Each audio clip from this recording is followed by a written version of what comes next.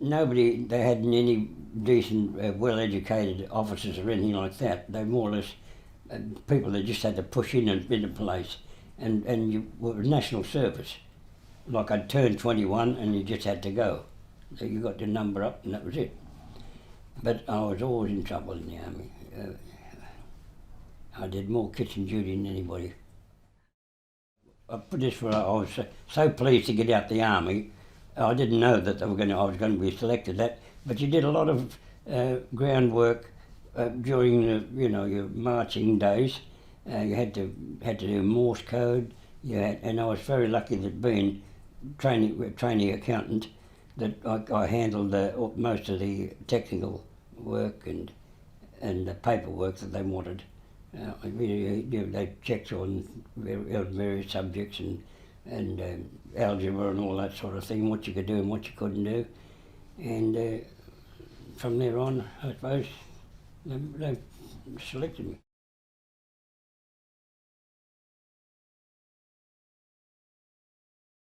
We had to go to Narromine, New South Wales, and we went on to Tiger Moths. And I got the hardest instructor on the place, but when I look back, he was good. You know what I mean? And what he put me through, it helped me in later times. And when he said low, he meant low, because the grass would go up like this up Narromine, and you'd see a fence line. Well, naturally, you'd ease yourself up, and of course you'd go up for 50 or 60 feet, and he used to put a stick and jam it down. He said, I meant low flying, not... And even when I went for my first solo, the squadron leader was amazed what sort of landing I did, because I'd been so used to seeing the deck, And I learned a lot from my... in Canada, for the same way. Well, he finished, got killed, Clintworth. But like we're supposed to be do this and do this and do that, do navigation, do this and that. He'd say, oh come on, you've done enough. Then he'd start, him and his mate would start and we'd do dog fighting and all that sort of thing.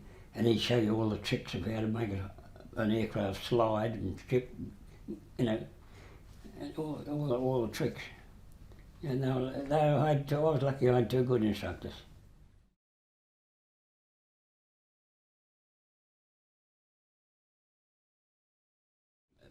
With the Spitfire, our biggest trouble was use of petrol. We were really to a point over Germany where by rights we should have headed for home because we'd done short of petrol.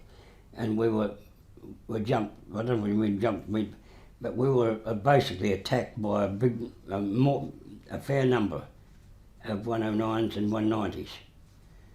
And as luck happened, Lowe got one, and I think the other lad got something, and I got one. And then it was a case of heading for home, because we would have been outnumbered completely and with very little petrol.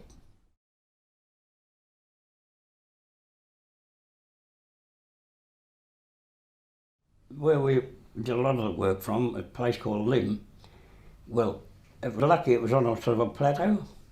Well, we'd take off with a fairly load of petrol, and we overload. We just got over the treetops at the end of the strip. It's only a very small strip, but we were lucky that we could gain our airspeed going down onto what we used to call the Romney Marshes, and that's pretty well sea level, and skip across the channel at a low scoop. The lower you were, the less chance of the radar the other side picking you up. So you could get over with any luck with too much firepower when you hit the coast of France. And so if you had somebody a bit chicken in the squadron and got up 300 or 400 feet, well then you knew you got held the other side. And there's a lot of luck in a game.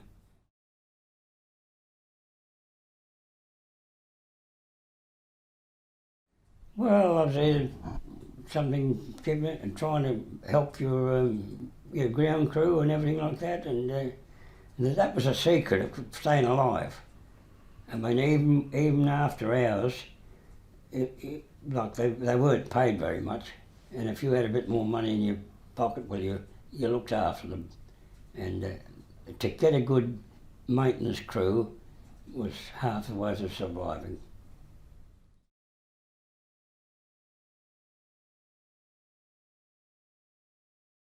The biggest trouble I found was that, like when you first start off as a sergeant, half the Englishmen were already officers before you ever got to the squadron.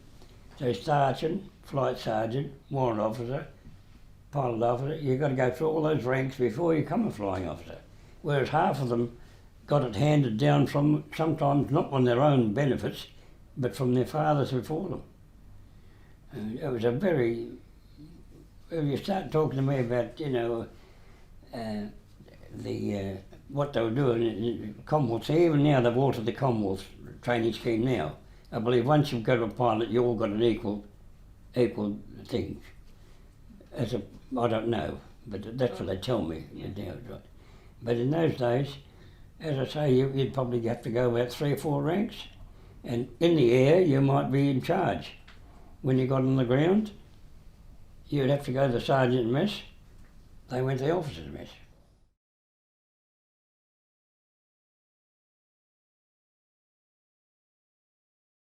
From another point of view, right, D-Day was a marvellous thing, but things I did in an aircraft before and after were a lot more dangerous than D-Day. You're there and you had to do a job and that was it.